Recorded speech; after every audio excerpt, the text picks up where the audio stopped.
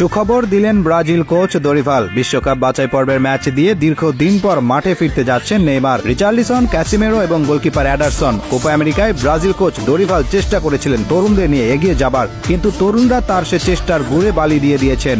তাই এখন হুঁশ ফিরেছে কোচ দরিভালের। তিনি এখন বুঝতে পেরেছেন শুধু ক্লাবের বড় বড় নাম নয়, বরং ব্রাজিল দলের প্রতি যাদের ডেডিকেশন আছে, যারা ব্রাজিলের এই হলুদ জার্সির জন্য নিজের জীবন বাজি রাখতে পারেন, তারাই জায়গা পাবেন ব্রাজিল জাতীয় দলে।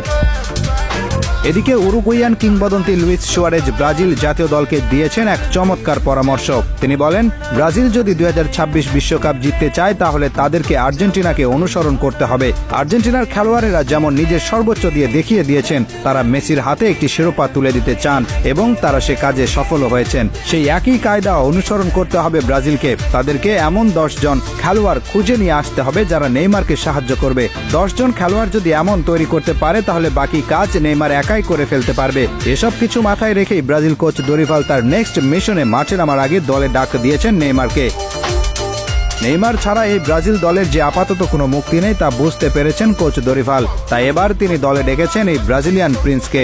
প্রিন্স নেইমের পাশাপাশি দলে জায়গা পাবার সম্ভাবনা দেখা দিয়েছে রিচার্লিসনের জন্যেও। রিচার্লিসন ক্লাবে যেই খেলুক না কেন, ব্রাজিল দলে তার ডেডিকেশন নিয়ে কোনো প্রশ্ন তুলতে পারবে না কেউ। বিশেষ করে 2022 বিশ্বকাপে রিচার্লিসনের এই অ্যাক্রোবেটিক গোলের কথা তো এখনো মনে আছে ভক্তদের। ব্রাজিল হারলেও এই গোলটি জায়গা করে নিয়েছিল বিশ্বকাপের সেরা গোলের তালিকায়। রিচার্লিসন, নেইমারের পাশাপাশি দলে ফিরবেন ক্যাসিমেরো আসলে এমন একজন খেলোয়াড় যাকে কোনোভাবেই উপেক্ষা করা যায় না। রিয়াল মাদ্রিদের ট্যাঙ্ক হিসেবে পরিচিতি পাওয়া এই তারকাকে নিয়ে কারো মনে কোনো প্রশ্ন নেই। তাকে যখন যেখানে খেলতে দেওয়া হয়েছে সেখানে তিনি দেখিয়ে দিয়েছেন তিনি কি জিনিস।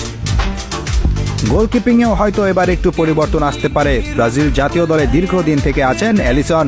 একজন মেইন গোলকিপার হিসেবে তার অবদান কোনোভাবেই অস্বীকার করার মতো নয়, কিন্তু এখন সময় এসেছে এই জায়গায় অন্যদের একটু ঝালিয়ে দেখার।